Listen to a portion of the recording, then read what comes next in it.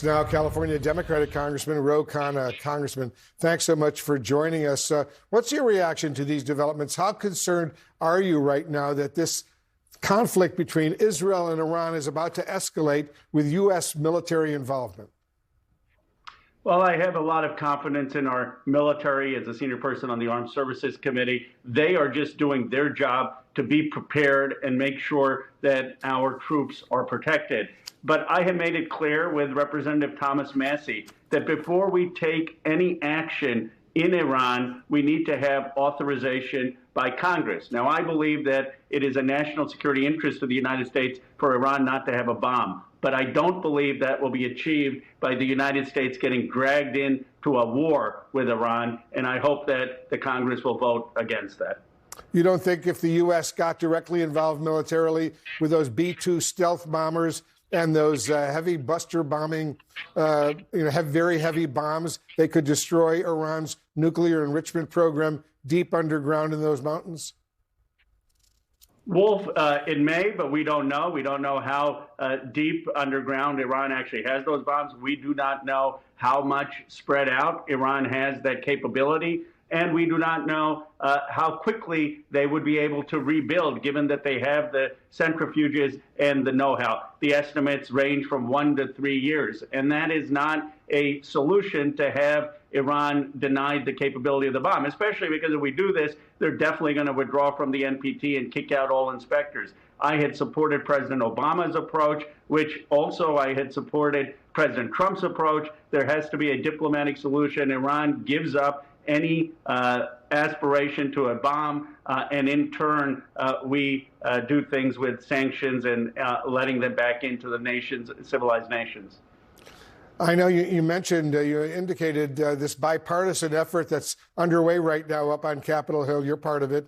You're co-sponsoring various aims to try to limit President Trump's ability to get directly involved militarily in this conflict. If this legislation doesn't advance, are there any other options for Congress to get more involved?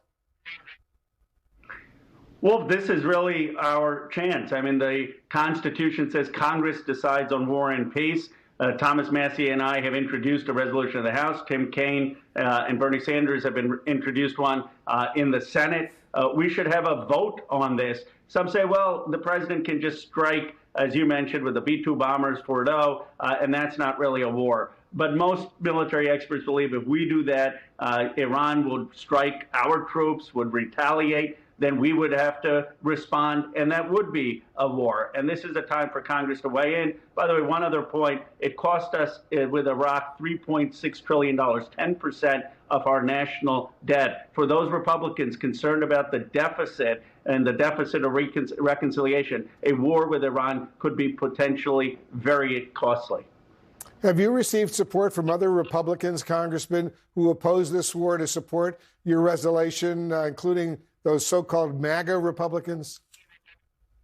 Well, certainly there have been influencers like Steve Bannon, Tucker Carlson, there are people like Marjorie Taylor Greene who have expressed their concerns on social media. We are hoping some of them will join the resolution. What they say is it's premature. President Trump hasn't engaged in any strikes. But this is the time for Congress to weigh in. If President Trump does engage in a strike and Iran retaliates, we're going to be in a war. And then at that point, it doesn't really matter much what Congress says. There's no congressperson, including me, who would say, do not hit back if Iran hits our troops. So right now is the time. And I want to make it clear, Wolf, I do not believe Iran can have a bomb. The question here is, how do we deny them that bomb for the long term? I believe military strikes may get us a year, 3 years. It's not the solution. I actually support President Trump's initial approach of diplomacy to get a deal.